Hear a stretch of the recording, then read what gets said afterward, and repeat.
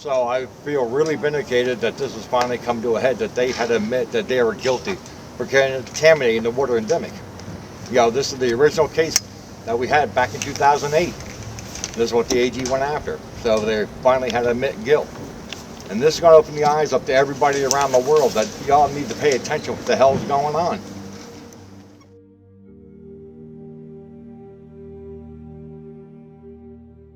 A guilty corporation admitted guilt. It did sound too good to be true. Pollution victims would finally have safe water. Yeah, it was too good to be true. Like many of his neighbors, Ray's been without clean water to his home for more than 13 years. The neighborhood aquifer was ruined when fracking moved in. The company who did it has fought Ray ever since. When the Pennsylvania Attorney General indicted that company, then called Cabot, now called Coterra, Ray had a little hope. This month, my office announced charges into 2 fracking companies based on the findings of Pennsylvania's 43rd statewide investigating grand jury, which worked for 2 years. The grand jurors took in all the evidence, heard from the experts, from workers on the site, and from former officials, and they charged Range Resources and Cabot Oil and Gas under Pennsylvania law. We're holding these companies accountable. After 13 years fighting for clean water, that hope felt good.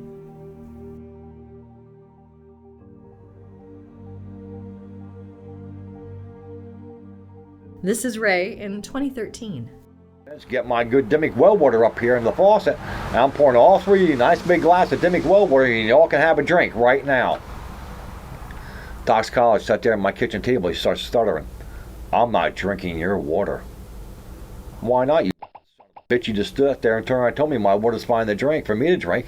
If it's good enough for me to drink, it's good enough for you to drink. You got too much bacteria and other stuff in your water. I'm not drinking it. They all refused to drink the water. And that's right after they said my water is good for me to drink. Every time you turn around, it was just like everybody, the state, the government, everybody just stabbing all the little people in the back up here. And nobody gives a rat's ass what's going on here. It's all about the almighty dollar. Okay. Here's Ray in 2014. Getting water for a neighbor whose water well was impacted by nearby fracking activities.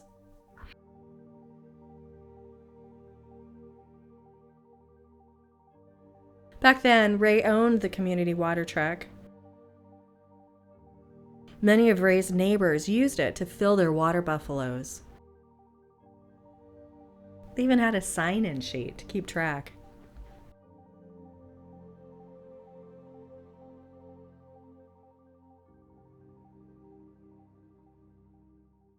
These are Ray's water buffaloes. They're the main source of clean water for people whose water's been impacted by fracking. Ray's been filling his own once a week for more than a decade.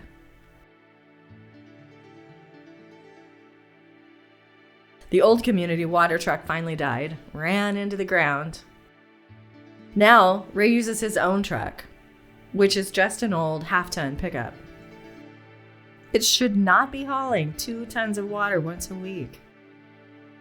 She's a good old girl, Ray says, even though she's getting tired.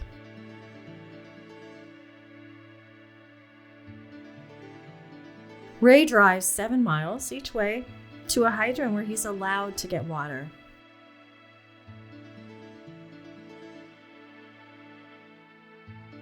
This is Craig Stevens. He has been helping Ray get water for years. He's a really good friend. Unfurl the hose, screw it on, and wait. Fun for the whole family. Been at this for a while, haven't we? Look at that duct tape. Oh, yeah. Damn, how old is that duct tape? That's what Because that's some custom duct tape right there. That's where the holes got melted through the thing. There's holes in the pipe. Because the Oh ding my dongs. god. Ding dongs. It takes about 2 hours each weekend, depending on how low the tanks are. He moved his water buffaloes into his basement to save on the cost of heating them in the winter to keep them from freezing. That ran about $200 to $300 a month when they were stored outside.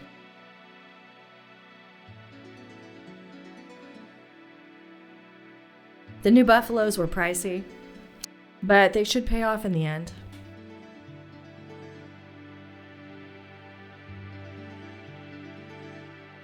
The cost of wear and tear on his truck really weighs on Ray. If it gives out, he's going to be screwed. Ray worries a lot.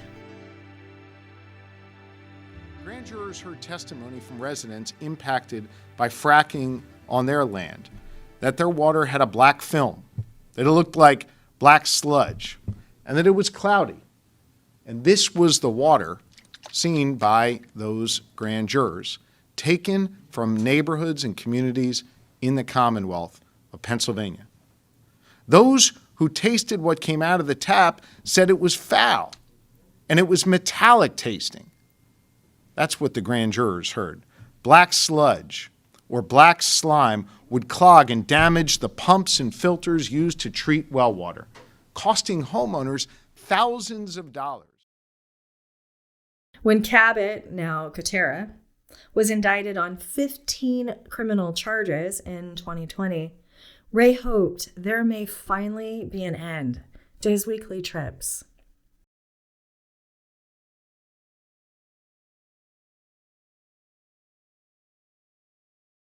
Talk to me a little bit about the water that's been coming through for the last, 14, 15 years? It's it's horrible. I mean, it comes out brown, black. The smell would burn your nose off, your hairs right out of your nose. It's just, you can't use it. I've been trucking water in, for the past 14 years. Yeah. In the back of that blue pickup truck over there, we put a 250-gallon tank in it, drive up here to Montrose, get water, and we truck it back, put it in the buffaloes. And tell you the truth, I'm tired of doing it. Sure.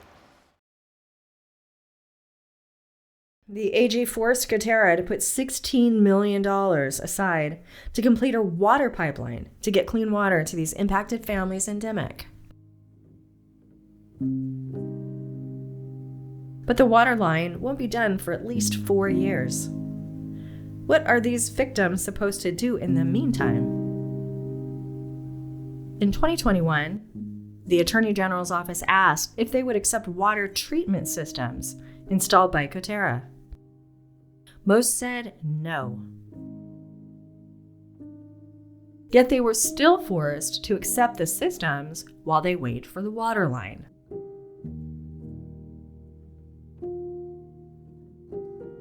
Kotera, the company that polluted their water and then lied about it for years, now would have to be trusted to be honest. Ray didn't trust Kotera one bit, and really couldn't see why anyone would. He believes that no treatment system can give him clean water. Uranium has been found in Ray's water, and so has a constituent that EPA knows little about, called 4-chlorylphenylphenyl ether.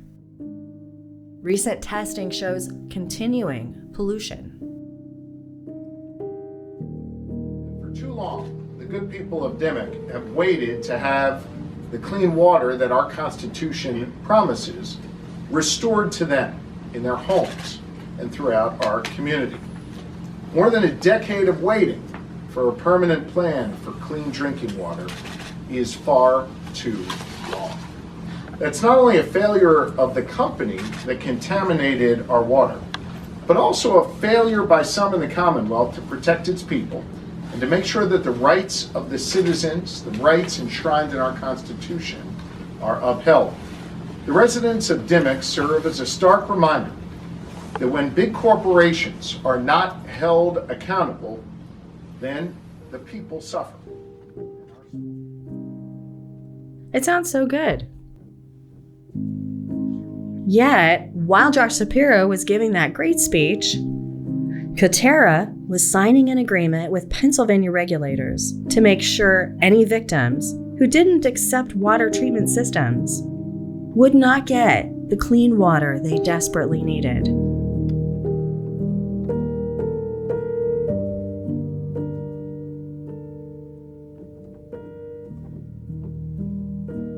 This is how Kotera treated Ray. They offered him bottled water. Please, with Kotera, how are you? Came out to talk to you about water delivery and to see if you would be interested in a water treatment system. Absolutely not. Okay. Would you like water delivery? Yep. Okay. Can you get the bulk deliveries back? Yeah. Oh, it's gonna be bottled. Well, bring 2,000 gallons.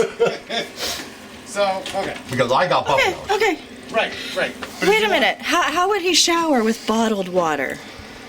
That's why I came out to you asking if he wants bottled water delivered. Yeah. He's looking for bulk. Okay. Into the water buffaloes. Because I got buffaloes. Okay. For that. No, Okay. He can't. Yeah. Okay. So, do the bottles for right now. Okay. Okay. How much and how often? Say once a week. Okay. What are you talking? The 5-gallon jugs? We can do 5-gallon. We can do small bottles. We can do gallons. Do the gallon jugs. I can handle the gallon jugs. Okay. I can't pick up those. I can't pick up the 5 gallons. Sure. How many gallons would you like? Do 10 a week. 10 a week. Okay. I mean, I'm not gonna get ridiculous with this, Yeah. All right. Because Rebecca Turner told us we get bulk deliveries back. The AG. So, I'm gonna leave you my card too, so you have it. and I got into it with Mike O'Donnell on the treatment system. I turned and said, Mike, your own test results shows 4 grades of uranium in this well. Mm-hmm. You got no system that's going to remove that from my water well. Okay. And you know it. You don't have anything to remove uranium. Well, I mean, we have Biting EHS my guys and lip. Oh my environmental God. scientists talk about that. I'm just a land guy. Yeah, I know. I just reach out to the Yeah. landowners. So I got into that with Mike O'Donnell Okay. on that. Because I told him, I said, this is DEP's testing results. And again, AG did this testing here in August. Well, I appreciate you taking the time to speak with me, and we'll get you set up on 10 gallons per week for right now. And they can just bring it up, put it up here on the porch. On porch. Okay. Yeah. All right. Well, thanks, Ray. I really appreciate it. No.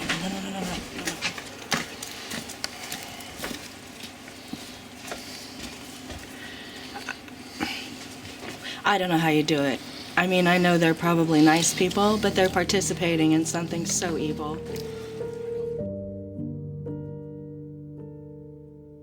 Ray's forced to keep trucking in his own water. Another Kotera middle finger in Ray's face. Clean water was a beautiful dream, but it did not last.